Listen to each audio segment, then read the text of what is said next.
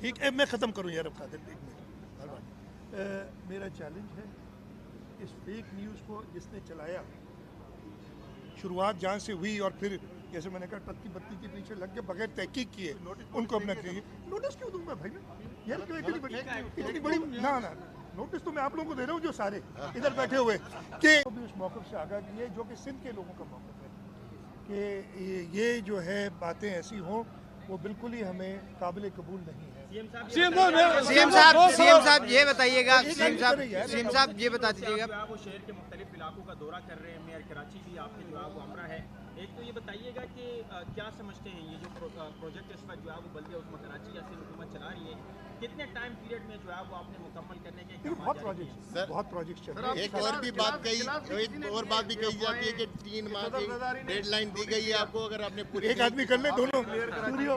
अब सुनो यार, मुझे आप लोगों पे थोड़ा सा अफसोस होता है। अब मेरा जवाब सही, अभी चुप करके अफसोस होता है, एक चैनल का एक एंकर पता नहीं सुलेमानी टोपी पहन के बैठा हुआ था किसी मीटिंग में। वो रमज़ान में हूँ और अल्लाह के शुक्र है मैं सब रोज़े रखता हूँ। वो एक बिल्कुल गलत खबर, बिल्कुल जिसका हकीकत से दूर दूर तक वास्ता नहीं है। मीटिंग हमारी 2 मीटिंग्स हुई थी उस दिन, एक मीटिंग में सिर्फ मैं मौजूद था, कोई और वजीर मौजूद नहीं था, और दूसरी मीटिंग में कुछ वज़रा भी थे।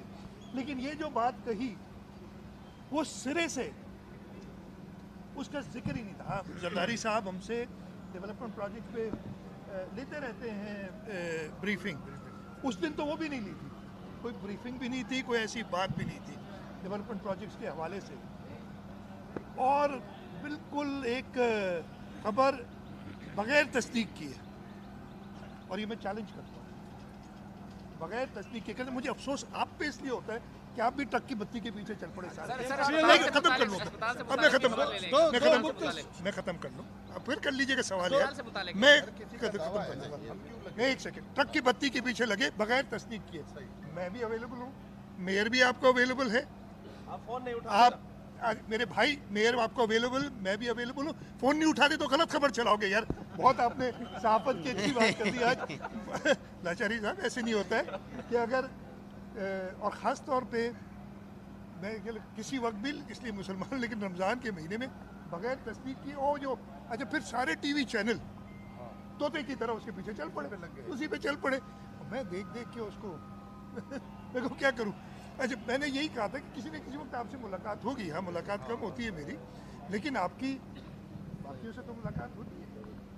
मेयर से आप जरूर मिलें। एक मैं ख़त्म कर लूँ यार, देखो बीच में यार चुप तक है, बीच में नहीं बोलो।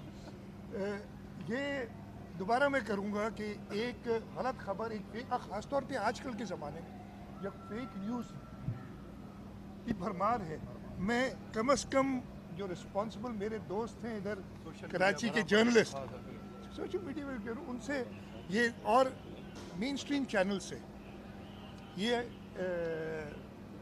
नहीं करता तवक्को कि फेक न्यूज़ को वो इस तरीके से ढंढोरा पीट के चलाए। तो मेरा चैलेंज है, ठीक है मैं ख़त्म करूँ यार अब खातिर एक मिनट।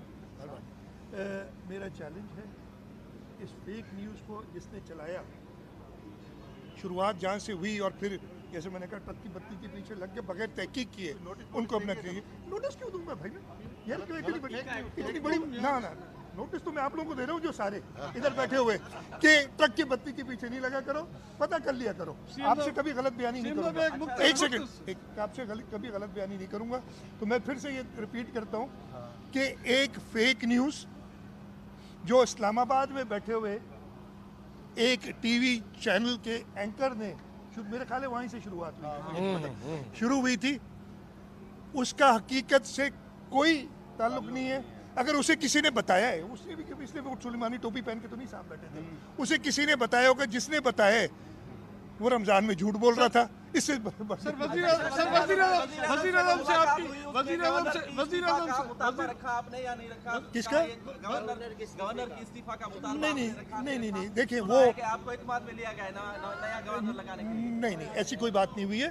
मैंने जो रेजोल्यूशन इन असेंबली की थी उसका जिक्र किया था, इसलिए कि वो रेजोल्यूशन मैंने पहुंचाई है प्राइम मिनिस्टर साहब तक, इसलिए कि असेंबली के रेजोल्यूशन में ये हिदायत थी कि ये resolution president of Pakistan, prime minister of Pakistan, speaker national assembly और चेयरमैन सेनेट को, मैं प्रेसिडेंट ऑफ पाकिस्तान को वो रेजोल्यूशन पहुंचा चुका हूँ।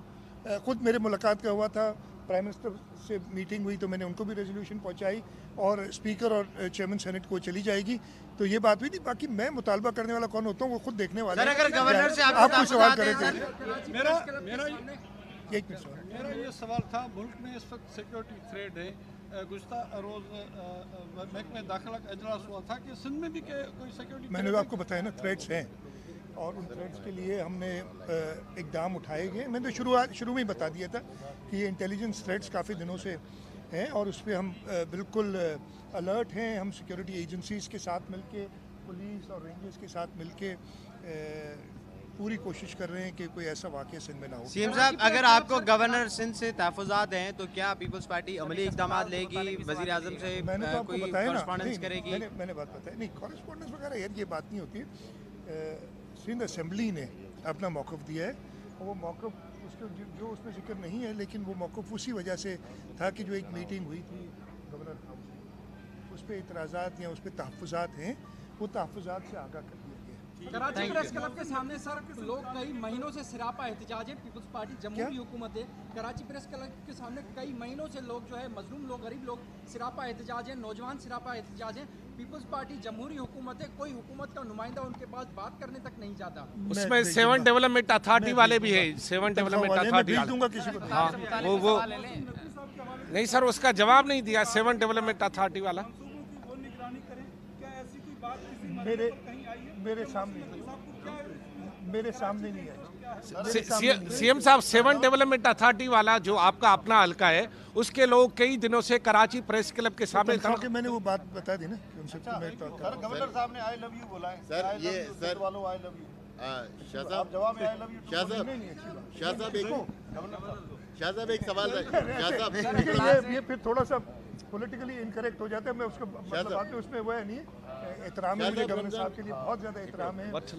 वो इस सूबे के वफाक की तरफ से आइनी ओहदे पे फायज हैं, लेकिन उस आइनी ओहदे के कुछ तकाज़ात होते हैं और सबसे बड़ा तकाज़ा ये होता है, और ये मैं पहले भी गवर्नर साहिबान, इसलिए कि ये चौथे पांचवें गवर्नर साहब हैं जो मेरे चीफ मिनिस्टरशिप में आप पूछ लें। हुए हैं, उनको ये बताता रहा हूँ कि जी governors have to act on the advice of the chief minister.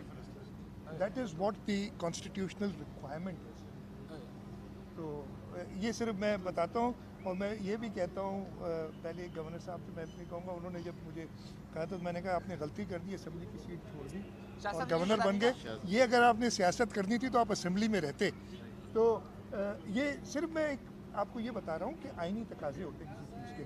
मुझे बहुत ज़्यादा एहतराम है गवर्नर साहब का, उनके ओहदे का, और मैं यही उम्मीद करूँगा कि वो आइन के मुताबिक अपने फ़राइज़ अंजाम दें।